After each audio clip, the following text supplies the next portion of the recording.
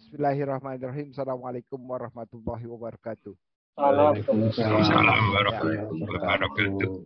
Alhamdulillah, pada hari ini kita kumpul, kita sama-sama mendengarkan masukan kita dari yang sudah banyak pengalaman, ya, dari saudara kita yang sudah banyak pengalaman, jurus bagaimana cara mengembangkan SDM di grup di perusahaan Astra.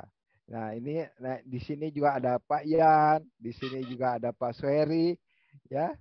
Di sini juga ada siapa lagi? Tuh, orang-orang mantan Astra, mantan Astra.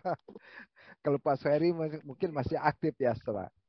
Nah, kita harapkan ini hari kita terjadi satu diskusi yang bisa membuat masukan buat kita semua. Saya kira ini bagus sekali, ya. Mudah-mudahan forum yang baik ini bisa menjadi media buat kita berkomunikasi. Silakan Pak Sumarko untuk memberikan masukannya. Silakan. Ya, baik. Bismillahirrahmanirrahim. Assalamualaikum warahmatullahi wabarakatuh. Waalaikumsalam. Alhamdulillah, wassyukurillah, wassalatu wassalamu ala rasulillah, wala hawla wala quwata illa billah, rabbi shrah li sadri wa yassir li amri, wahlul 'uqdatam min lisani yafqahu qawli. Selamat pagi, salam sejahtera untuk Bapak Ibu semuanya. Sebetulnya di sini banyak ahlinya ini Pak Suheri, ke SDM juga sangat mumpuni. Jadi nanti justru saling mengisi lah. Saya sendiri kan sebetulnya nggak selalu di HRD ya, dulu malah di engineering, kemudian masuk ke produksi, masuk ke manajemen improvement, baru ke HRD-nya itu ya nggak lama lah, kira-kira sekitar 10 tahunan saya di HRD. Baru ke salah satu perusahaan, anak perusahaan di Astra Group lah, kira-kira begitu. Ya, baik, saya ingin share screen, mohon berkenan untuk buka sedikit. Ya, silakan. Udah buka belum? Bisa kelihatan ya? Ya, bisa kelihatan. Ya, jadi kalau berbicara HRD itu nggak bisa lepas dari kebutuhan bisnis. Antara orang dengan kebutuhan bisnis itu seperti telur sama ayam ya. Jadi ada kebutuhan bisnis dulu baru kita cari orangnya, atau kadang-kadang kita punya orang yang sudah punya kompetensi bagus, akhirnya bisa menciptakan bisnis baru. Itu bolak-balik begitu kira-kira. Tapi secara umum untuk perusahaan yang sudah ada dan kemudian akan mengembangkan bisnisnya, maka diawali dulu dari sini. Jadi apa sih yang akan kita kerjakan, siapa sih customer kita, bisnis yang akan kita jalani seperti apa. Nah, itu baru kita kepikir nanti orangnya butuhnya seperti apa. Jadi awal sekali adalah bisnis requirement-nya mesti dirumuskan dengan baik lah kira-kira gitu ya. Karena setiap orang itu punya talenta yang berbeda-beda, punya kompetensi yang berbeda-beda dan sangat unik, maka orang itu akan sukses apabila talentanya, kompetensinya nyambung dengan apa yang harus dikerjakannya, kira-kira gitu. Jadi kalau kita sudah bisa merumuskan kebutuhan bisnisnya dengan baik, maka kita bisa mengidentifikasi kira-kira kita butuh orang seperti apa, kira-kira gitu ya.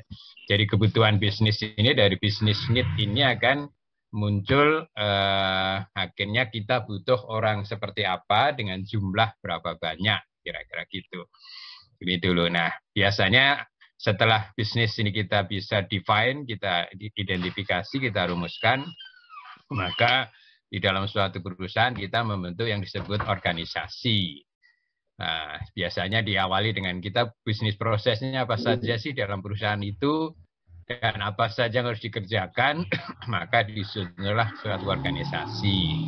Nah, besar kecilnya perusahaan akan menentukan panjang pendeknya jalur atau level dari struktur organisasi itu, dan bidang-bidang apa saja itu kan yang harus ditangani. Misalkan kalau kita hanya di trading, berarti kan nggak perlu orang yang harus menangani pabrik. Kalau kita di finance, tentu ya mesti kita cari orang-orang yang menguasai bidang finance. Strukturnya juga mungkin nggak ada yang mengenai produksi kan gitu. Tapi kalau kita di manufacturing berarti butuh orang produksi. Kalau di manufacturing juga kita butuh mendevelop suatu produk baru, berarti butuh R&D gitu. Jadi akhirnya struktur organisasi ini kita create dalam rangka menjalankan bisnis ini kan kira-kira kayak gitu. Jadi kita buat struktur organisasinya supaya bisnisnya bisa jalan. Nah, kalau berbicara orang, nanti akhirnya kita harus berpikir orang itu bukan hanya tahun ini atau saat ini, tetapi juga kebutuhan kita 3-5 tahun ke depan. Karena ada orang yang kita develop untuk kita siapkan menghandle bisnis kita ke depan. Memang ada orang yang kita rekrut sudah jadi, tapi pada umumnya kalau kita rekrut sudah jadi ada kendala mengenai value atau culture ya. Tapi kalau orang itu kita develop dari dalam, culture-nya dan value-nya udah sesuai dengan perusahaan di mana kita berada. Nah, secara umum ada 3 pilar. Ini kalau ini saya gambarkan sebagai bangunan, ini kan tadi atas ini adalah atapnya, kemudian ini plafonnya.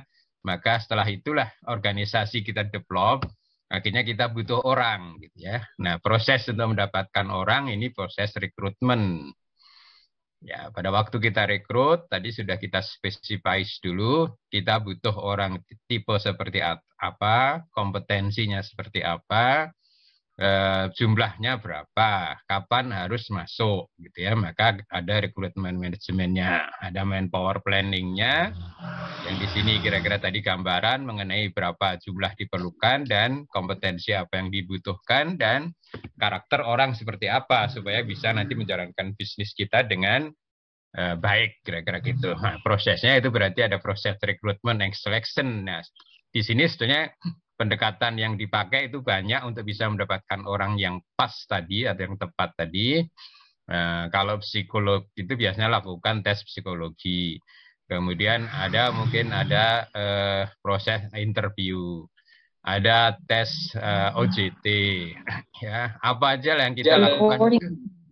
Apa yang kita lakukan itu adalah tools untuk bisa mendapatkan orang yang sesuai dengan apa yang kita butuhkan. Itu proses di recruitment and selection-nya. Begitu orang yang kita butuhkan sudah kita dapat, berarti orang itu akan masuk ke perusahaan. Ya, supaya lebih cepat dia beradaptasi dengan perusahaan, maka kita desain proses orientation, berorientasi kepada perusahaan itu sehingga dia bisa lebih cepat beradaptasi. Nah, setelah orientasi selesai, berarti harus kita tempatkan pada tempat sesuai dengan tadi kebutuhan organisasi kita. Rekrutmen di sini. Ini pilar 1 ada rekrutmen. Sekarang orang yang kita butuhkan sudah masuk di sini ke dalam perusahaan, sudah kita tempatkan. Maka apa yang kita lakukan berikutnya adalah pemberdayaan orang yang ada di dalam itu. Ya. Jadi orang yang sudah masuk ini kita berdayakan supaya menghasilkan sesuai yang kita harapkan. Ya, yang pertama tentu penugasan dia harus kita tugaskan di bagian mana, sedapat mungkin kita harus bisa merumuskan indikator kinerja yang harus dihasilkan oleh orang tersebut atau oleh departemen atau bagian tersebut. Kemudian kita berdiskusi mengenai bagaimana caranya untuk mencapai indikator kinerja yang kita harapkan.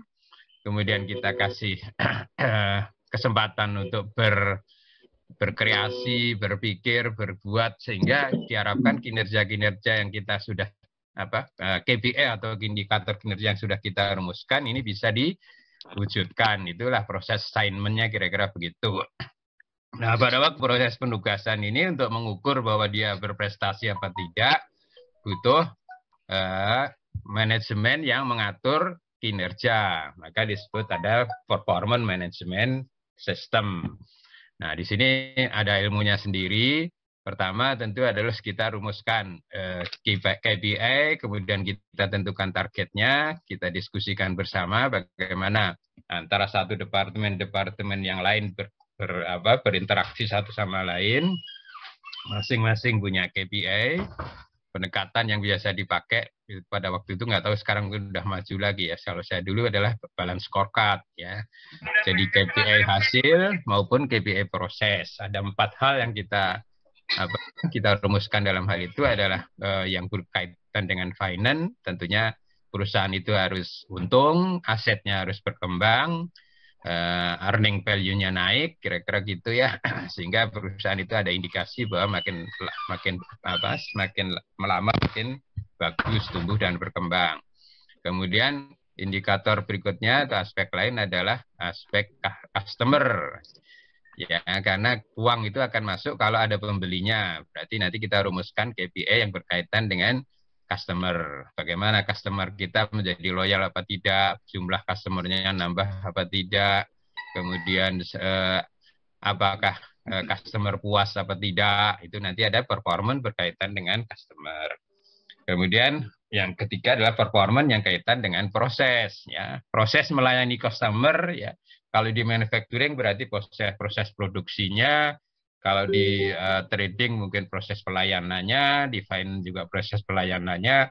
Bagaimana kita prosesnya ini harus diarahkan supaya bisa menarik customer yang lebih banyak, jualan kita lebih banyak. Itu rumuskan KPI-nya. Nah, proses ini sangat ditentukan oleh orang dan sistem yang kita punyai. Jadi nanti juga ada indikator-indikator tentang pengembangan orang, indikator tentang pelatihan pengembangan, kemudian indikator tentang pelaksanaan atau implementasi sistem yang sudah kita rumuskan. Itu nanti ada performance management. Nah, orang-orang yang ada di dalam ini, satu, kita berharap selalu ada pengembangan kompetensinya. Kedua, supaya kita nggak ketinggalan harus selalu memperbaharui ilmu dan pengetahuannya.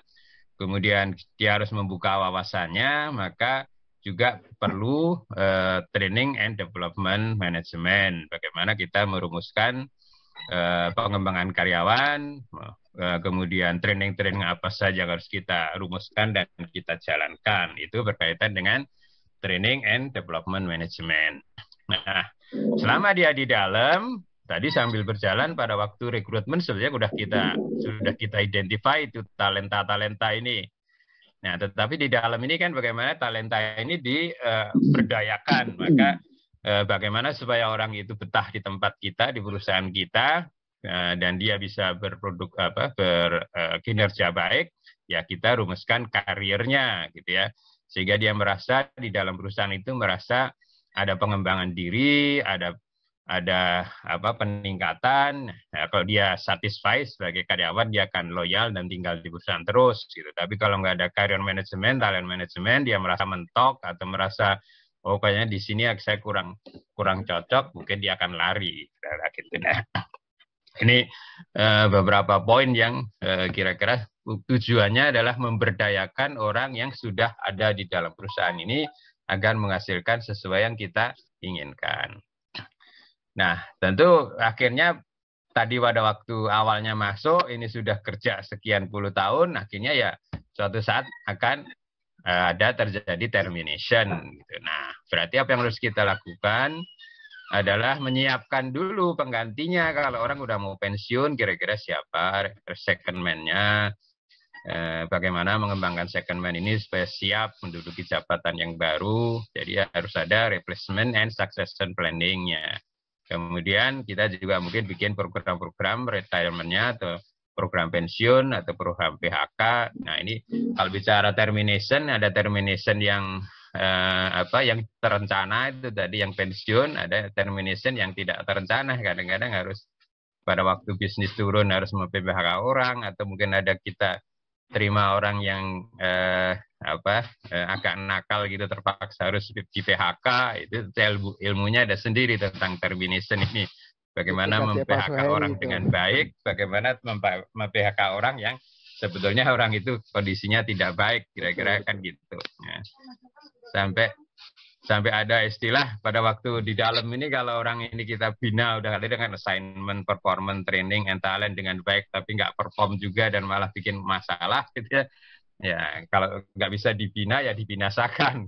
Jadi termination istilahnya gitu ya.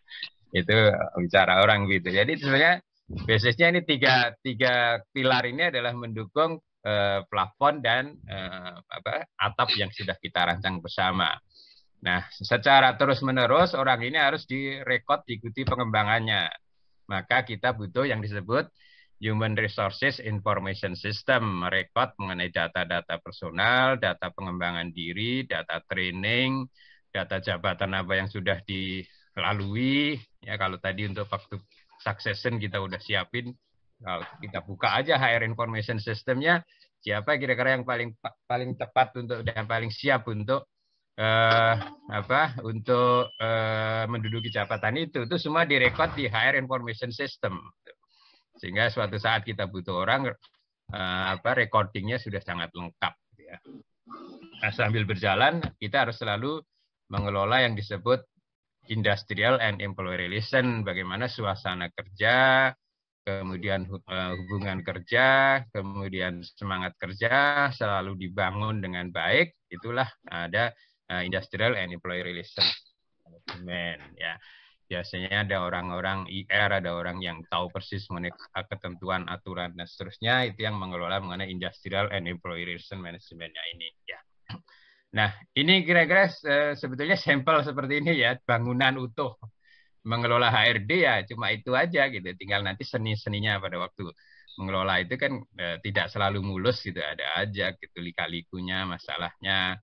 Baik berhubungan dengan karyawan bersangkutan, berhubungan dengan masyarakat sekitar, berhubungan dengan pemerintah, khususnya mengenai dinas atau departemen tenaga kerja. Nah, itu banyak sekali lika-likunya. Tetapi secara umum adalah ini gambaran bangunan mengenai HR Management System. Ya. Saya kira itu sebagai pendahulu untuk untuk berdiskusi. Silahkan Bapak Ibu mungkin ada sharing pengalaman, ada masukan, ada pertanyaan. Kalau saya bisa jawab, saya akan jawab. Kalau nggak bisa, nanti saya minta tolong Pak Suheri untuk jawab juga, gitu ya. Itu saya kira Mbak Kosasih dan Bapak Ibu sekalian. Terima kasih. Gambaran umumnya. Terima kasih. Assalamualaikum warahmatullahi wabarakatuh. Waalaikumsalam warahmatullahi wabarakatuh. Ini lengkap sekali dan bagus sekali. Ya. Ini mengenai termination ya, Pak Suheri ini biasa lakukan nih udah 10 tahun lebih di situ mengenai power empowerment itu juga sedang kita hadapi, sedang Yayasan Insan Madani hadapi bagaimana menyikapi orang-orang itu. Ternyata buat organisasi yang baru dan apa yang kita bayangkan. Nah, ini semua jadi bahan diskusi kita, ya. Mohon masukan dari teman-teman. Nah, saya minta yang 3 orang ini bisa memberikan masukan. Yang pertama adalah Pak Suheri, yang kedua nanti Mr. Oku, minta tolong nih Mr. Oku yang dari Jepang. Kemudian yang ketiga Pak Supandi yang udah pengalaman bertahun-tahun, nanti kita kasih kesempatan yang lain juga. Silakan Pak Suheri. Terima kasih Pak. Bismillahirrahmanirrahim. Assalamualaikum warahmatullahi wabarakatuh. Waalaikumsalam warahmatullahi wabarakatuh. Ya, ini suara saya cukup jelas Pak. Ini suara jelas banget. Alhamdulillahirrabbilalamin. Puji syukur kita panjatkan kepada Allah Subhanahu wa taala. Kemudian kita biasa dalam lindungan dan kesehatan. Sebenarnya yang disampaikan oleh Pak Sumarko luar biasa ya, sudah namanya rumah bangunan ke-HRD-an itu sudah ditampilkan. Terus yang kedua, saya mungkin mau ralat sedikit tadi Pak Sumarko. Saya ini bukan praktisi sebenarnya. Kayaknya Pak Sumarko sama Pak Ayat lebih banyak mungkin di HRD. Saya tuh pernah menjabat HRD itu sudah settle semua sistemnya. Di AB itu paling berapa sih sebagai division head, kemudian di DPA itu sebagai direktur. Jadi kalau detail bagaimana implementasi mungkin nggak terlalu dalam, tapi paling tidak mungkin ada sedikit penjelasan tambahan barangkali disampaikan oleh Pak Sumarko. Bukan berarti yang nggak lengkap. Cuma kalau kita ngelihat rumah ini memang suatu yang ideal. Jadi ini akan indah sekali kalau seandainya orang merencanakan membentuk satu perusahaan dimulai dengan stepping seperti ini. Sering sekali kan permasalahan kita adalah kita itu muncul pada saat perusahaan itu sudah ada. perusahaan itu sudah ada, orang-orangnya sudah ada, organisasinya sudah ada, bisnis sudah berjalan, kemudian muncullah pengetahuan ini, gitu ya. Terutama perusahaan-perusahaan kecil menengah, itu mereka start dengan apa adanya, tanpa dengan teori dan seterusnya, kemudian mereka mendapatkan ilmunya. Katakanlah seperti sekarang dapat ilmunya, ada sudah tahu teori.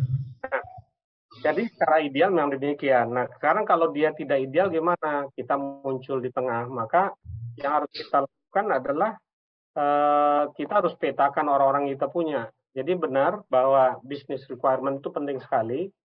Kalau dulu pernah ada sesi saya kan kita berangkat dari visi perusahaan.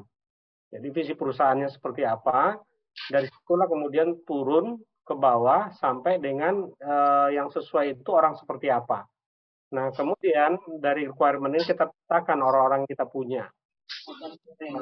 Setelah kita petakan, waktu itu saya sempat menyatakan ada 3 jenis sebetulnya orang di organisasi. Yang pertama adalah kita harus bisa memetakan orang-orang yang memang berpikirnya ke depan, yang selalu berusaha untuk membuat perusahaan ini menjadi lebih baik.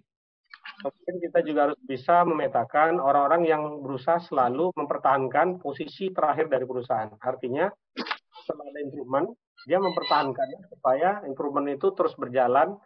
Kalau di kita kan PDCA ada semacam segitiga penyanggah di bawah. Itu gambarnya PDCA yang ada di Astra. Jadi orang itu menyanggah supaya roda itu nggak putar balik ke bawah.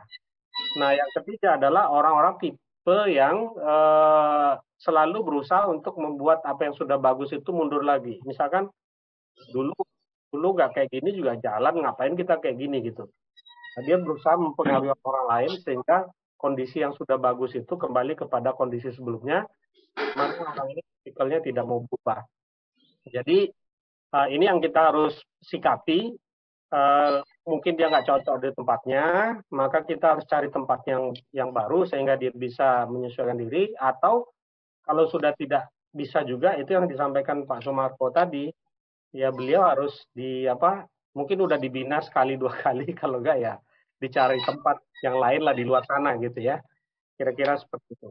Nah, itu adalah bagaimana sebetulnya situasi yang dihadapi oleh suatu organisasi, karena kita tuh senantiasa melihatnya itu setelah kita berada di tengah. Maka proses mapping ini yang harus kita lakukan sehingga kita bisa menempatkan orang pada posisi yang tepat. Kemudian yang kedua saya kira yang perlu saya tambahkan adalah tadi sempat disampaikan oleh Pak Sumarko tentang performance KPI. Perkembangan terakhir Pak Sumarko dengan berkembangnya dunia gitu ya, apalagi sekarang Indonesia itu ikut G20 gitu ya, dan sebentar lagi kita sebagai tuan rumah di Bali, kita sekarang adalah pemimpin G20 gitu ya. Hal yang diadop oleh pemerintah adalah bagaimana performance yang berikutnya tentang keberlanjutan. Jadi masalah isu lingkungan, kemudian masalah safety. Kalau safety mungkin udah lama kita dengar, tapi masalah isu lingkungan itu menjadi masalah yang krusial saat ini, di mana itu bukan hanya jadi performance perusahaan, tapi juga menjadi performance dari suatu negara. Sehingga rasanya itu pun sudah menjadi satu KPI yang harus dimasukkan ke dalam selain yang 4 tadi ya, ke dalam bisnis daripada suatu perusahaan. Dan yang kedua yang juga jadi tuntutan saat ini adalah kesamaan gender. Jadi kesamaan gender itu pun menjadi KPI yang mungkin di beberapa perusahaan itu sudah harus dimasukkan. Karena kalau di kita kan, even di Astra yang saya tahu sampai dengan saat ini, kalau perempuan bekerja, maka biaya kesehatan itu tidak di-cover untuk keluarganya. Hanya untuk yang bersangkutan saja gitu ya. Itu dianggap sebagai tidak kesamaan gender. Ya, kedepannya walaupun itu perempuan gitu ya, dia harus juga ditanggung biaya kesehatan keluarganya. Sama halnya seperti yang diperlakukan terhadap laki-laki. Kalau dulu kan berpikirnya ya laki-laki yang tanggung jawab gitu ya. Nah, kalau sekarang itu menjadi suatu hal yang juga mesti diperhatikan. Saya kira 2 itu yang saya mau sedikit tambahkan saja, Pak Pos, tidak melengkapi, tapi lebih mengupdate saja barangkali, dan bagaimana situasi di perusahaan yang dihadapi oleh pimpinan atau HRD, di mana mereka masuk bukan pada situasi di mana perusahaan dibentuk, kalau dibentuk nih bagus banget nih. Kita mulai dari requirement, kemudian organization development, kemudian kita mulai rekrut orang, kemudian dalam perjalanannya kita empower mereka, dan terakhir kan termination, dan kita didukung oleh sistem informasi yang bagus gitu. Nah, tambahan lain adalah terkait dengan terakhir tadi adalah untuk termination. Jadi saya ini sebetulnya nggak terbiasa untuk menterminate orang, Pak. Karena saya tidak Menghargai mana ya, Pak? ya, dana pensiun itu tidak menterminate orang, yang menterminate itu adalah HRD di perusahaan masing-masing, kemudian saya menerima impact-nya gitu ya. Ngasih Kalau dia berhenti cepat, ngasih angpaunya Pak, enak ya Pak. gitu. Kalau dia berhenti cepat, saya bayar cepat gitu. Tapi kalau dia berhenti karena pensiun, nah sebelum dia pensiun, saya bantu untuk preparation-nya supaya mereka nggak kapok nanti waktu pensiun. Dan saya kira program ini dulu saya bangun bareng-bareng sama Pak Kos itu. Jadi Pak Kos, Koperasi, kemudian AMDI, AMV, termasuk Permata kalau saya nggak salah, sehingga kita punya sistem yang komprehensif bagaimana mengembangkan program persiapan pensiun kepada karyawan-karyawan kita, sehingga waktu di pensiun dia siap apapun yang dia mau gitu, mau jadi pengusaha di rumah saja, jadi sosial, jadi trainer atau konsultan dan lain gitu, sosial juga kan ya. Itu kita siapkan demikian rupa sehingga program ini bisa membantu mereka gitu. Jadi kalau bagaimana memberhentikan orang pernah sih, tapi itu kan skalanya di DPA. Tadi konteksnya. Ini orang ini kok nggak maju-maju, suka mempengaruhi orang lain, udah maju kita ditarik lagi ke bawah. Saya bilang kayak dek, tolong dipindahin ke bagian yang lain. Bisa nggak? Cocok nggak dia? Dicoba nggak bisa juga. Setelah 3 kali dia lapor saya, Pak, saya udah frustrasi Pak. Udah kalau cari penawaran terbaik aja, saya bilang. Aja dia ngomong, kemudian tawarkan sesuatu supaya dia mau keluar gitu kan. Akhirnya ditawarkan sesuatu, akhirnya dia keluar gitu. Ternyata di luar dia berkembang. Nah gini senang kita mendengarnya gitu kan. Daripada kita jaga terus di tempat kita, bukannya membuat perusahaan kita maju, tapi membuat perusahaan kita jadi berat gitu. Ternyata setelah dia keluar, lumayan saya dengar dia berkembang, posisinya juga bagus. Nah, alhamdulillah kan, kita juga tenang, dia juga berkembang di tempat lain. Saya kira itu aja tambahannya Pak Kos. Terima kasih, mohon maaf kalau ada salah ya. Assalamualaikum warahmatullahi wabarakatuh. Waalaikumsalam warahmatullahi wabarakatuh. Monggo Pak, silakan. Berapa jumlah orang yang udah di DPA sekarang udah dididik ya sama Pak Sari sekarang? Saya lupa persis angkanya, tapi itu berkisar antara 7.000-8.000 Pak. 7.000-8.000 orang yang sudah dididik oleh Pak. Betul. Dan dari survei kita kan waktu itu Pak Kos kan pernah melakukan semacam pelatihan dulu waktu di YDBA untuk orang yang diterminasi tahun 98 ya. Ya, betul. Kalau saya nggak salah statistiknya Pak Kos itu dari 100%, 10% yang merasa ingin mencoba, 3% yang mencoba, 1% yang berhasil gitu kira-kira ya. Nah, dari program yang kita jalankan ini, paling tidak statistik yang kita punya, setelah 2 tahun mereka pensiun, kita survei mereka-mereka itu. Itu sekitar 82%, Pak. Jadi sekitar 82%. Jadi kalau ya maksudnya 82% itu mereka enjoy sesuai dengan mereka harapkan. Tapi kalau yang betul-betul di situ kan ada yang bekerja kembali dan seterusnya, netnya yang kira-kira apple to apple dengan yang 1% itu sekitar 62%. Jadi dari 1% bisa kita upgrade menjadi 62% tingkat kesuksesan. Kira-kira begitu Pak Kos. Oke, saya mau dengar dari Mr. Okto ya. Ya. Silakan Pak Bejo. Ya, terima kasih Pak Kos dan juga itu Pak Suheri, Pak Sumarko, terima kasih, itu penjelasannya jelas banget. Dan itu kalau saya sih itu saya hanya lempar bahan diskusi saja ya. Dan itu sebagai bahan diskusi, saya ada 2 pertanyaan atau 2 bahan diskusi. Satu adalah itu ya, setelah rekrutmen orang, kalau misalnya saja kalau rekrutmen orang yang sarjana, bahkan kalau misalnya sudah S2, dia merasa sudah jadi gitu, sudah sempurna gitu. Jadi dia itu begitu masuk perusahaan, maunya sendiri gitu, tidak mau ikut organisasi, mau kerja sendiri. Ada istilah company in company, jadi dia usaha sendiri di dalam perusahaan seenak-enaknya itu bagaimana gitu, itu apa namanya, topik pertama ya. Yang kedua adalah yang itu untuk tadi ada itu ya istilah itu termination gitu ya. Jadi untuk termination itu kalau di Indonesia ada masalah yang sangat besar. Justru kalau pemerintah Indonesia yang menentukan sistem bayarnya itu pensiunan atau PHK itu harus bayar berapa itu. Kalau misalnya kalau Astra ya mungkin tidak masalah. Tapi kalau perusahaan-perusahaan kecil dengan bayar pensiunan atau dengan bayar apa ya PHK, dengan begitu saja bisa bangkrut. Ya, mengenai itu bagaimana tanggapannya gitu. Jadi saya mau lempar dua pertanyaan. Satu, kalau orangnya merasa sudah jadi dan semenang-menang seenak-enaknya di perusahaan, tanggapannya gimana? Dan satu lagi masalah apa pensiunan atau PHK. Ya, terima kasih. Ya kalau bisa ya diskusi bebas. Mungkin ini kita nanti bebas saja.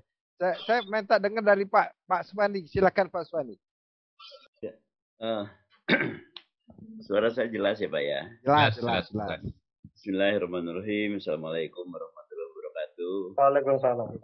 Jadi pagi ini ya kembali mengingatkan kembali kepada dasar-dasar bagaimana tentang apa namanya HRD dan pengembangannya.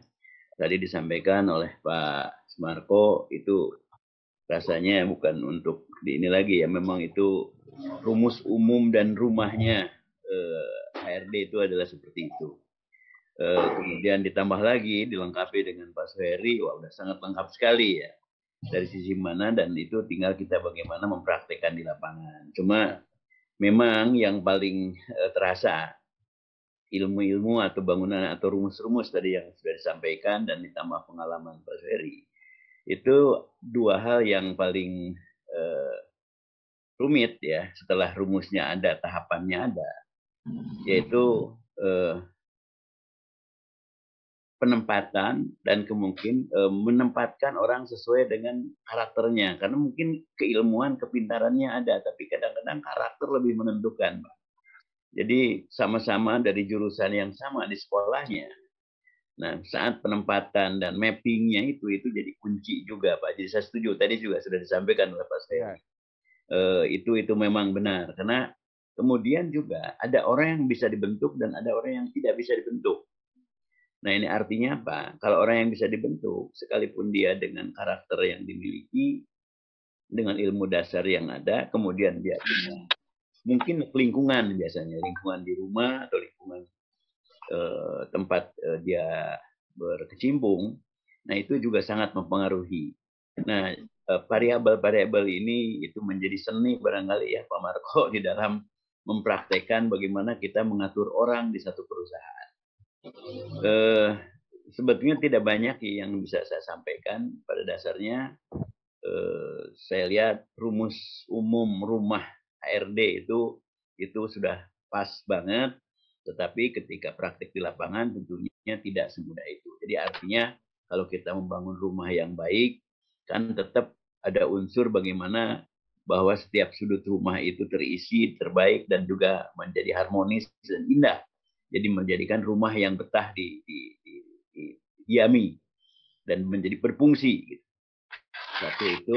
Yang kedua barangkali apa-apa yang pengalaman Pak Ferry itu betul. Jadi penekanan dari saya ya, kalaupun kita mengisi rumah yang sudah baik, kita juga masih ada effort bagaimana kita membersihkan dan menata sehingga rumah itu bisa lebih lama umurnya. Barangkali itu saja sedikit Pak Kos ya, karena ya saya dari sisi mana juga saya sangat setuju dan memang itu hal yang ditemukan dan sudah cukup lengkap. Barangkali itu saja Pak Kosasi. Terima kasih. Wabillahi taufiq wal hidayah. Assalamualaikum warahmatullahi wabarakatuh. Waalaikumsalam. Terima kasih Pak Supandi. mungkin sebelum saya bisa memberikan masukan bukan mendengar dari yang lain, saya minta tanggapan Pak Marco. Gimana Pak Marco? Itu justru yang ditanya oleh Pak Supandi, itu seninya mengelola orang. Ya. Jadi kalau bicara teori itu butuh leadership, butuh kedewasaan, butuh interpersonal skill. Jadi termasuk pertanyaan Mr. Oki gitu. Itu memang pada waktu rekrutmen itu ada istilah teori kesalahan. Pada waktu kita rekrut kan sebenarnya sudah kita cari orang yang pas, baik pendidikan, pengalaman, kompetensi, karakter, supaya cocok untuk posisi. Tapi pada prakteknya nanti 30% itu salah gitu. Nanti begitu masuk tadi bisa jadi sampah, bukan jadi ini. Ya, itu tadi ya. Memang ngadepin orang itu unik gitu, nggak ada bisa digeneralisir satu persatu. Nah, jadi situlah leader. Nah, kalau ada orang yang bermasalah ya kita temuin, diajak ngomong tadi Pak Suheri kan bisa mau diarahkan ke mana, mau develop atau mau digiring untuk selamat jalan gitu kan, itu seninya kan kira-kira kan gitu. Itu butuh kemampuan, karena kalau kita waktu ngadepin dia yang kita tonjolnya adalah emosi, ya nggak akan selesai. Tapi kalau kita punya wawasan yang luas, ketemu dengan orang yang bermasalah pun kita senyum kan kira-kira gitu. Nah biasanya itu bermasalah karena begitu lihat orang bermasalah kita sudah jutek duluan, nggak ketemu tuh jalan keluarnya. Ya, setuju aja. Itu dari situlah kira-kira seninya. Nanti dari situ akan kalau bisa itu apa istilahnya ketemu seneng sama seneng, pisah ya seneng sama seneng kira-kira gitu. Nah itu butuh orang tertentu itu, guys. Itulah apa seninya mengelola orang. Saya kira itu ya gampang-gampang susah. Jadi seperti yang Mr. Oki tanyakan tadi ya mau punya perusahaan di perusahaan sendiri ya. Kalau gitu kenapa nggak bikin perusahaan sendiri aja kan kira-kira gitu. Kenapa bisa ada di dalam perusahaan itu kan kira-kira kan itu ya. Itu seninya kira-kira ya. Nah, jadi ada praktek-praktek yang mungkin bisa di-share dan itu butuh pengalaman. Ya, itu aja kalau saya. Betul. Saya butuh informasi sebelum Pak Marco lebih lanjut. Ini Pak Sarif Hidayat yang udah menghadapi orang se-Indonesia, perindustrian kan banyak karyawannya. Nah, kira-kira gimana Pak pengalaman Pak Sarif? Silakan Pak Sarif. Terima kasih Pak Kosasi. Sebetulnya apa yang disampaikan Bapak-Bapak sudah ya seperti itulah. Yang terakhir saya sampaikan bahwa seni tadi ya, manajemen itu kan seni bagaimana menggerakkan orang untuk bisa mencapai tujuan yang kita inginkan atau tujuan organisasi. Jadi kembali lagi emang leader itu sangat penting ya, leadership itu sangat penting ya. Bagaimana kita memahami orang, ya. Tidak mudah marah gitu ya. Ada juga pimpinan yang salah sedikit marah, begitu nggak nyambung marah dan sebagainya. Itu tidak menyelesaikan masalah sebetulnya. Hanya menyelesaikan menimbulkan ketegangan dan anak buah semakin sulit untuk bekerja. Jadi memang bagaimana kita menghadapi semuanya itu dengan senyum, kemudian memahami, karena memang walaupun dia misalnya punya gelar S2 sama-sama S2 atau S1 atau mungkin bahkan doktor gitu, tapi kembali lagi situasi pribadinya itu sangat berbeda, bisa sangat berbeda sama sekali gitu, dalam merespons, ya. Kemudian dalam menerjemahkan apa yang kita inginkan dan sebagainya. Dan juga saya dikatakan bahwa tentunya ketika merekrut kita sudah berbagai teori kita gunakan untuk bisa menseleksi kemampuannya ya, dengan tes potensial akademik dan sebagainya, sampai karakter dan sebagainya. Ada tes psikologis, kita mengontrak manajemen untuk merekrut sesuai dengan keinginan kita. Tapi begitu timbul mungkin dari 2 atau 3 orang yang kita rekrut dengan metode yang sama, karena di situ tetap ada karakter pribadi yang spesifik yang pimpinan itu harus mampu menghadapi masing-masing yang berbeda. Tapi memang menjadi tidak mudah sebetulnya menjadi leader itu, menjadi pimpinan itu. Ya. Jadi kembali lagi pimpinan itu harus bijaksana dan harus mampu bisa respect terhadap anak buah.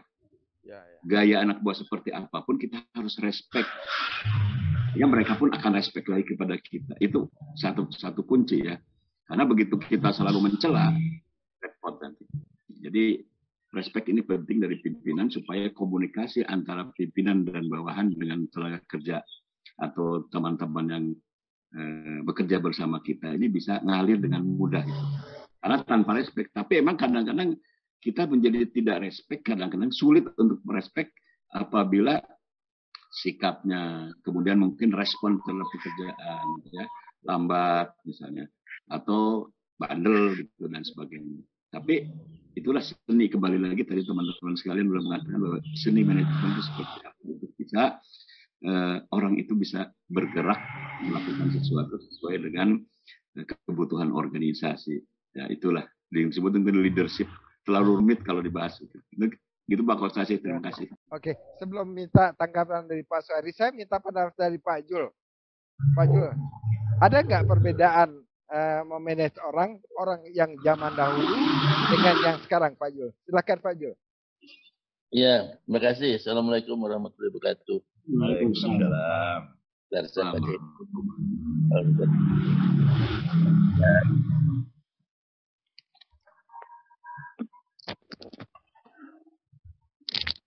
Ya, jadi kalau saya melihat apa yang disampaikan oleh Pak Sumargo, kemudian ikuti terutama yang dari Pak Bandi sama Pak Sarif, itu memang seperti itu deh. Memang agak beda kalau zaman dulu, itu sama isinya sih. Cuman zaman dulu istilahnya berbeda. Dulu namanya personal management, istilah HRD dan lain-lain. Cara-cara memimpinnya ya sama. Kalau dulu, kalau sekarang tadi Pak Sumargo bisa bilang 30% yang bisa sesuai dengan teori. Saya tadi malah lebih. Mungkin bisa 50-60% yang sesuai dengan teori. Sumargo kurang lagi. Dan ini gunanya leadership. Leadership yang kata Pak Sarif barusan. Ya leadership sangat menentukan. Orang ini cepat marah apa tidak, suka maki apa tidak, kemudian karakternya kayak apa. Jadi ada berbeda memang. Nah, cuman sekarang seperti kami ya menjadi air traffic controller, itu etika sangat dibutuhkan, kesabaran sangat dibutuhkan. Kalau dia nggak sabar, marah-marah, maki-maki sama pilot, dia yang ngatur pilot. Sedangkan 1 menit 1 pesawat yang harus turun harus naik. Ini makanya dalam itu kami psikotes itu sangat penting. Kemudian dia sebelum bekerja dites dulu, diukur dulu karena tensinya berapa. Kalau tensi di atas 145 nggak boleh kerja. Dia harus rileks dulu dan lain-lain. Ini sama sebenarnya satu Pak Margo tadi memang sudah berjalan seperti itu dan saya no claim, no opposing. Saya dukung ini memang seperti itu. Dari yang dulu juga sampai sekarang sama berlakunya. Cuma nama-namanya ada berbeda, istilahnya aja berbeda. Tapi tujuannya sama. Kembali kepada pimpinan, leadership-nya kayak apa. Saya kira itu aja Pak Kostasi. Terima kasih semua. Assalamualaikum warahmatullahi wabarakatuh. Waalaikumsalam. Leadership ya. Oke, Pak Suheri silahkan tanggapi Pak Suheri. Ya, makasih Pak Kos. Saya mungkin langsung ke tadi pertanyaan Mr. Rocky kan ya. Dengan pertanyaan Pak Kos gitu ya. Mr. Rocky yang benar bahwa lalu yang kita rekrut itu sesuai dengan harapan. Apalagi dia S1, S2 lebih lagi ya. Merasa sudah mampu dan seterusnya. Tadi aku ada 30% yang salah ya setelah kita rekrut. Saya ngelihatnya begini, sering sekali ini kita kurang serius atau maksud saya kita lepas kepada personal yang kadang-kadang sampai di HRD saja. Saya melihatnya kalau kita rekrut khususnya S1 ke atas gitu ya, sebaiknya sampai top itu dari atas gitu. Jadi kalau seleksi dari bawah sampai kemudian harus diputuskan sampai ke tingkat presiden direktur. Jadi saya nggak tahu kalau levelnya Astra mungkin nggak sampai ke Pak Pri atau Pak Joni lah ya. Tapi paling tidak mungkin di direktur HRD-nya di level di bawahnya harusnya nyampe gitu. Nah itu juga yang saya rasakan karena dalam prakteknya kalau seandainya kita hanya lepas sampai dengan katakanlah division head, kadang-kadang untuk yang level ini yang lebih helikopter view dari seorang leaders, karena leader ini yang tahu value perusahaannya, larinya kemana. Itu yang pertama. Yang kedua, bagaimana peran daripada seorang leader atau top management itu mengkomunikasikan value perusahaan itu secara rutin kepada seluruh karyawan pada seluruh kesempatan. Jadi dia juga harus mampu walk the talk. Jadi apa yang diomongkan itu dia praktekkan. Jadi bukannya sekedar bicara, sehingga value-value perusahaan itu bagaimana organisasi ini harus berjalan, bagaimana teamwork itu harus berjalan, itu harus sering sekali dikomunikasikan. Termasuk opportunity bagi mereka-mereka yang punya performance yang bagus. Yang ketiga, adanya suatu proses pada saat rekrutmen itu ada semacam masa percobaan. Kita betul-betul evaluasi dalam masa percobaan ini. Apakah value orang ini menambah value kepada perusahaan atau dia malah mendowngrade value dari perusahaan. Dan kalau memang kita melihat ini malah berbahaya, ya dengan tegas, nggak usah diperpanjang gitu, cari lagi. Memang ada cost-nya. Karena setiap rekrutmen itu ada cost-nya. Daripada saya tanggung cost lebih panjang ke belakang, lebih baik saya potong di depan, cuma cost rekrutmen sama berapa bulan dia ada di sana gitu. Nah, banyak proses yang bisa dilakukan di situ. Makanya kita tunjuk mentor atau atasannya betul-betul memperhatikan orang ini sehingga baik itu value-nya, performance-nya itu sesuai gitu.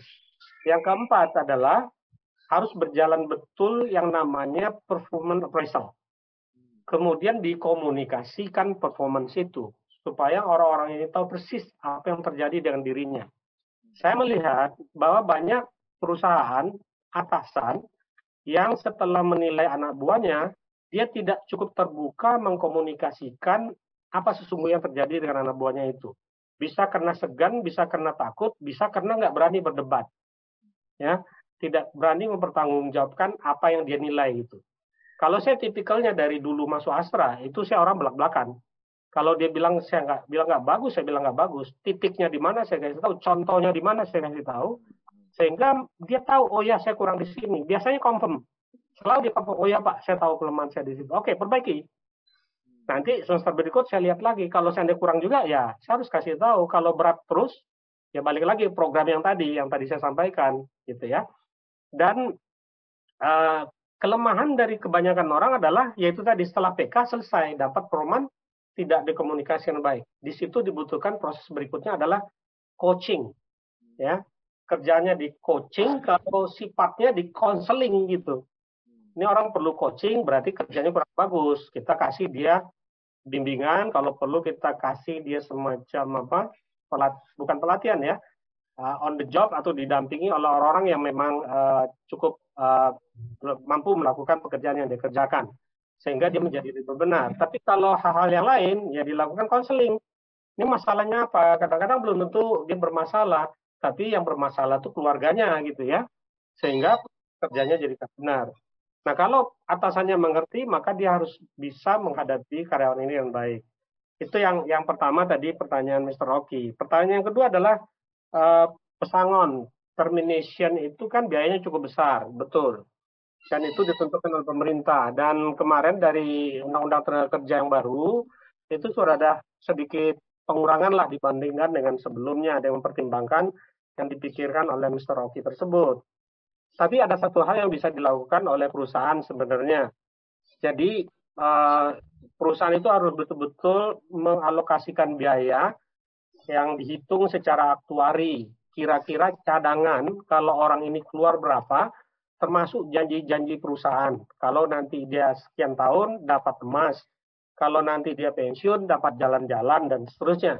Itu betul-betul direncanakan di depan, kemudian dicadangkan dalam bentuk pencadangan, sehingga pada saat itu terjadi perusahaan nggak perlu mikir lagi karena udah ada duitnya gitu. Yang sering lalai perusahaan adalah dia tahu ada kewajiban tapi dia tidak pernah mencicil mencadangkan itu, sehingga pada saat kejadian perusahaannya kelabakan. Ya, itu mungkin Mr. Oki yang harus dilakukan. Berat memang, tapi kalau dicicil mudah-mudahan nggak berat gitu ya. Mudah-mudahan nggak berat. Karena kan kita seringnya begini, karena nggak kita cicil profit perusahaan besar. Profit perusahaan besar dibagi dividen, habis kan? Nah, begitu habis, tiba-tiba ada kebutuhan, nggak ada duitnya gitu. Harusnya kan sebelum profit itu muncul, kita udah cadangkan nih buat ini, sehingga profitnya segini. Ya ini yang dibagi-bagi gitu. Inilah untung kita gitu. Sehingga nanti utang masa depannya bisa kita solve dengan baik. Kemudian yang ketiga, zaman dulu dengan orang zaman sekarang. Nah, ini memang perubahannya lumayan drastis gitu ya. Tapi saya kira mungkin gini, saya dulu pernah ngerekrut orang Pak Kos, tapi mungkin agak mundur ke belakang dikit gitu ya. Jadi saya masuk Dana Pensiun Astra itu saya lihat profil dari karyawan-karyawan saya. Ini kok ini kenal sini direkrutnya, ini bekas PHK di sini, ini kok tetangga si Anu gitu. Gimana sih mau maju kalau orang-orangnya kayak gini gitu kan ya? Nah ini problem nih, berarti itu saya orang lalu gitu kan. Saya butuh orang-orang sekarang. Maka saya rekrutlah dengan standar Astra gitu kan. Tapi jelas waktu saya rekrut orang itu saya bilang ke dia, satu yang saya harapkan dari kamu gitu, kamu menjadi kamu membawa perubahan kepada orang-orang yang lama. Tapi kalau kamu ngikutin mereka, saya bilang kamu bukan orang yang saya harapkan. Kamu bisa nggak? Siapa gitu? Oke, saya akan pantau, saya bilang. Dan at the end, akhirnya sekarang orang-orang yang lama itu tinggal beberapa karena ada yang nggak kuat gitu ya, mengejar apa namanya, dan keluar sendiri bukan karena saya yang ngeluarin. Dia tahu standar berat gitu ya, sehingga saya dipastikan dengan yang baru. Tapi ada juga yang berkembang kemudian dia mengikuti dan dia menyesuaikan dengan orang yang baru gitu, ya. Sehingga boleh dibilang sekarang kalau dulu katanya dana pensiun itu banyak orang-orang yang nggak kepakai di tempat perusahaan. Sekarang saya kelabakan karena banyak orang-orang DPA itu yang akhirnya diintip sama Astra, direkrut, di hijack gitu ya. Bahkan juga banyak yang keluar dan dapat jabatan yang bagus di luar. Nah itu satu yang saya kira harus dilakukan. Jadi termasuk misalkan kita harus kenal persis yang baru ini seperti apa, karakternya seperti apa, dan dalam beberapa hal kita sesuaikan. Contoh misalkan, kalau dulu kita kan duduknya meja kursinya warnanya dulu mungkin sangat tradisional, coklat tua dan segitu, kayaknya itu sepertinya luar biasa gitu kan ya. Ada semacam klasik lah gitu. Sekarang mereka suka warna-warni, ya terpaksa lah meja kursi buat warna-warni aja gitu. Iya kan? Terus supaya mereka enjoy gitu kan. Terus tadinya ruang meeting itu bentuknya seperti apa? Oh sekarang kita buat ruang meeting ada bantalnya, ada tempat-tempat ininya dan seterusnya, tempat mereka internetnya bebas gitu ya. Ya mau nggak mau, tapi yang penting at the end kita tetap melakukan appraisal ke mereka. Kita berikan coaching, counseling, kita kasih feedback ke mereka apa yang terjadi selama mereka bekerja, katakanlah setiap 6 bulan. Saya kira begitu, mungkin tambah dari saya. Oke, terima kasih Pak Sueri. Saya ingin tahu ada nggak pengaruhnya nih dengan di daerah tuh gimana Pak Bulin? Bulin silakan. Pengaruhnya dengan bagaimana membangun SDM di daerah, di desa. Dapat masukan ya, di daerah juga sekarang sangat berubah ya Pak manajemen ininya. Jadi di sini banyak anak-anak milenial. Oh iya. Nah, saya sependapat dengan Bapak yang memberikan baru. Jadi kita harus ikut apa anak-anak milenial ingin tempat kerjanya perlu dirapikan sesuai dengan kebutuhan. Dan saya banyak dapat masukan dari bapak-bapak sekalian, tapi mohon maaf saya terlambat ikut Pak. Saya masih ada kegiatan di hotel. Oke, alhamdulillah. Ya mohon maaf Pak Jikos. Oke. Nggak apa-apa. Ya, ini saya masih. Itu aja, terima kasih. Oke, makasih. Selamat pagi. Pagi. Pak Rahid ada masukan Pak Rahid? Silakan kalau ada masukan. Wah, ini saya hari ini jadi pendengar yang baik, Pak. Luar biasa sekali dari Pak Suheri, dari Pak Sumarko ya, walaupun sehari-hari ketemu sama Pak Sumarko, tapi selalu ada hal yang baru. Memang anak-anak sekarang ya prinsipnya mungkin sama ya, cuma tampilannya aja beda kali ya. Tapi memang perkembangan ini luar biasa. Prinsipnya dari dulu saya kerja sampai sekarang, karyawan kerja itu pada pengen nyaman gitu saja sih Pak. Jadi ya cuma temanya saja yang berbeda kan. Jadi kalau ngukurnya mungkin seperti Pak Suheri sampaikan, Pak Sumarko sampaikan, itu kayaknya berlakunya sepanjang masa. Tapi memang cara menyikapi covernya yang berbeda mungkin itu ya Pak ya. Ya manusia tetap manusia, kita tetap harus memanusiakan manusia, itu dari saya mungkin Pak. Terima kasih Pak. Baik, terima kasih Pak Rahid ya. Sebelum Ustaz Hikmah kasih masukan, mungkin Pak Marco, silakan Pak Marco. Ya, baik. Pertama tentu saya terima kasih tambahan Pak Suheri dan beberapa bapak-bapak sekalian. Jadi tadi waktu di gambaran saya itu 3 pilar itu butuh arts, butuh seni tersendiri ya. Mulai dari rekrutmen, empowerment, sampai dengan termination. Jadi kan Mr. Oki di Indonesia itu termination itu mahal loh. Nah, kan? Nah, Pak Suheri enak gitu, dia di Astra duitnya cukup. Nah, akhirnya jadi nggak terasa mahal. Iya, kalau ngadepin kalau udah jadi apa di perusahaan kecil tadi ya Pak Suheri. Saya pernah jadi pendamping perusahaan kecil tuh.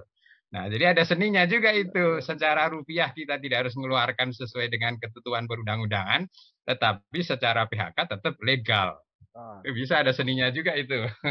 Bagaimana kita ngatur PHK, walaupun rupiahnya kita nggak mampu bayar sesuai dengan ketentuan undang-undang, tetapi PHK-nya legal dan tidak akan ada tuntutan. Itu ya, ada artnya juga gitu ya. Jadi tapi tiga-tiganya, 3 pilar itu, baik rekrutmen, kemudian empowerment maupun termination, itu poin utama adalah personal touch ya. Jadi kalau kita bisa ngadepin personal itu dengan baik, kemudian hubungan personal kita tidak rusak gitu ya, kita bisa membangun selalu hubungan personalnya, itu insya Allah selesai kok gitu ya, selesai, dan itu selesainya menyenangkan kedua belah pihak gitu loh ya. Itu tadi yang artinya ada istilah leadership, itu istilah kerennya communication, bagaimana coaching and counseling, itu semua kan ilmu-ilmu yang nggak bisa sendiri-sendiri sebetulnya, itu kombinasi dari sekian hal. Kemudian butuh pengalaman, butuh kedewasaan, butuh kesabaran gitu ya. Nah, itu nanti kalau hubungan manusianya itu bagus ya, semuanya bisa diselesaikan gitu ya. Sehingga sasaran yang kita ingin capai, visi yang kita ingin capai tetap kita bisa wujudkan dengan tadi personal touch-nya yang bagus itu tadi. Baik, itu saya kira yang bisa kita saya senang sekali hari ini cukup Pak Pucino, maaf ada berkenan. Ada pengalaman sedikit nih Pak Pucino, cerita sama saya nih. Pak Pucino nerima orang, dia mau jelek mau bagus diterima dulu Pak. Dia nggak seleksi dia Pak. Nah terus diajak magang sama dia, diajak kerja. Nah terus dari ajak kerja mereka pada bisa sendiri. Nah lama-lama bukannya di PHK, nggak ada PHK di kamusnya Pak Pucino. Terus silahkan kerja dengan bebas, nah malah jadi orang bagus-bagus. Begitu ya Pak Pucino ya? Ya, jadi seperti yang saya sampaikan tadi Pak Rahid. Jadi orang dengan bisnis requirement itu sebenarnya seperti telur sama ayam. Iya. Jadi kalau kita bisa merumuskan bisnisnya, bisa kita cari orangnya. Tapi kalau kita punya orang-orang yang bagus, orang itu bisa meng-create bisnis. Jadi itu bisa bolak-balik gitu sebetulnya. Bisa bolak-balik ya. Alhamdulillah ya. Alhamdulillah deh. Hari ini kita bicara mengenai SDM. Saya minta terima kasih semuanya sudah memberikan kontribusi yang sangat bagus. Paling tidak buat kita mengingatkan kembali apa yang pernah kita lakukan beberapa waktu yang lalu. Nah, untuk mengakhiri acara hari ini, jangan lupa besok kita bicara mengenai kesehatan. Teman-teman yang berkaitan dengan jantung, tolong WA ke saya. Kira-kira apa yang paling tepat kita akan berikan. Besok berkaitan dengan kesehatan khusus mengenai jantung. Ya, kalau ada saudara kita, terutama atau tetangga kita yang berkaitan dengan jantung, silakan WA ke saya sehingga dokter jantung ini bisa mengarahkan ke sana. Silakan Ustaz Hikmah, kita tutup sekalian. Baik Pak, bismillahirrahmanirrahim. Assalamualaikum warahmatullahi wabarakatuh. Waalaikumsalam warahmatullahi wabarakatuh. Alhamdulillah wassalatu wassalamu ala Rasulillah wa ala alihi wa sahbihi wa man tabi'ahum bi ihsan ila yaumil amma ba'd. Saya pertama-tama berdoa kepada Allah Subhanahu wa taala, semoga kita semua yang hadir dalam forum silaturahim hari ini, para orang tua saya, para senior-senior saya, senantiasa diberikan kesehatan, keberkahan dan kebahagiaan dalam hidup kita, baik di dunia maupun di akhirat kelak. Amin. Amin. Kenapa saya berdoa ini? Karena ini adalah momen terbaik bagi kita sebagai seorang Muslim. Ini adalah hari Jumat, di mana hari ini adalah hari yang diberkahi oleh Allah Subhanahu Wa Taala. Dan semoga keberkahan itu juga senantiasa Allah curahkan untuk kita dan keluarga kita. Amin. Baik, saya sebenarnya banyak dapat ilmu Pak Kos dari bapak-bapak pembicara kita, baik Pak Supandi, Pak Sumarko, Pak Heri dan yang lain-lain. Karena sekarang ini saya lagi diamanahkan sebagai istilahnya mudir ya, mudir itu yang diamanahkan sebagai leader di pondok pesantren, sehingga saya banyak mendapatkan ilmu dari situ. Tapi ala kulli hal, saya ingin mencoba sharing salah satu riwayat hadis yang diriwayatkan oleh Anas bin Malik. Jadi Anas bin Malik ini Pak adalah salah seorang sahabat Rasulullah SAW yang ikut Nabi sejak umur 10 tahun dan menjadi bahasanya yang paling tepat bisa kita gunakan dalam dunia kerja adalah menjadi mitra Rasulullah SAW dalam berjuang dan berdakwah, pelayan Nabi. Anas bin Malik ini salah satu orang yang didoakan oleh Rasulullah SAW dengan doa, ya Allah berikanlah dia umur yang panjang, kemudian harta yang banyak dan anak yang banyak. Yang disebutkan dalam riwayat, Anas bin Malik ini meninggal dalam umur 107 tahun, riwayat yang sahih. Kemudian dia memiliki anak 120 anak. Bisa dibayangkan anaknya 120 dan memiliki harta yang banyak. Berkat doa Rasulullah SAW. Ada satu statement Pak, pernyataan Anas bin Malik yang perlu mungkin menjadi pelajaran buat kita dan sebagai ilmu di level apapun juga kita sebagai seorang kepala keluarga, pimpinan perusahaan, manajer, apapun juga HRD. Beliau mengungkapkan sebuah kata-kata yang terukir dalam sejarah panjang perjuangan Islam. Beliau mengatakan, dan ini mungkin sebagai closing saya Pak, Anas bin Malik mengatakan, selama 20 tahun saya ikut dengan Rasulullah SAW, menjadi pelayan beliau 20 tahun. Tidak pernah sekalipun saya melihat Rasulullah SAW bermuka masam. Dan beliau selalu tersenyum dalam menghadapi siapapun orang-orang yang ada di hadapannya, termasuk saya selama 20 tahun. Jadi kalau dia melakukan kesalahan, Rasulullah SAW tidak pernah bermuka masam, selalu tersenyum, dan itu adalah merupakan salah satu kebahagiaan bagi Anas bin Malik, merasa nyaman, merasa tentram berada dengan Rasulullah SAW. Ini saja mungkin Pak, sebagai closing statement. Tidak pernah bermuka masam, selalu tersenyum. Selama 20 tahun Anas bin Malik membersamai Rasulullah SAW. Itu salah satu resep leadership Rasulullah SAW, dan berhasil beliau mendidik para sahabat-sahabatnya yang mendunia. Itu saja mungkin Pak Kasasi. Semoga kita sehat selalu, Allah berikan keberkahan. Amin. Dan meninggal dalam keadaan husnul khatimah. Barakallahu fikum. Assalamualaikum warahmatullahi wabarakatuh. Waalaikumsalam warahmatullahi wabarakatuh. Mudah-mudahan kita bisa seperti Anas bin Malik menghadapi problem seperti Rasulullah. Rasulullah, bukan Anas bin Malik, seperti Rasulullah. Kenapa?